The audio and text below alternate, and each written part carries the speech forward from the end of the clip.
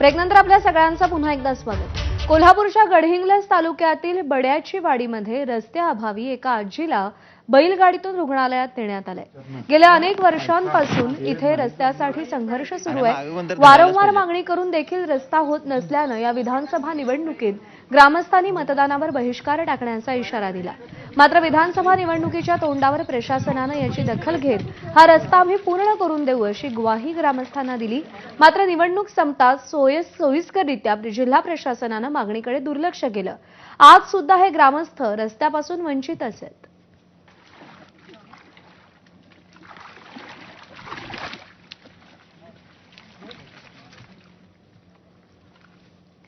एकीकडे देशात bullet train धावणाऱ्या महामार्गाची समृद्धी झाली आहे, मात्र आदिवासी बहुल गडचिरोली जिल्ह्यात दुर्गम भागातले रस्ते आणि पुलांचं बांधकाम पूर्ण होताना दिसत नाहीये।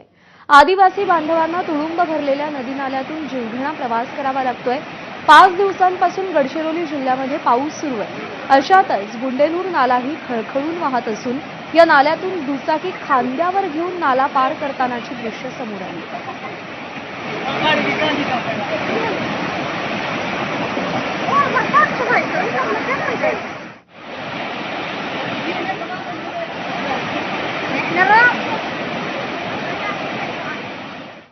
पुण्यातल्या कोंढवा भागातल्या एका सोसायटीमध्ये डिलिव्हरी बॉय म्हणून आलेल्या व्यक्तीने 25 वर्षीय तरुणीच्या घरात घुसून चोरी करण्याचा प्रयत्न केला।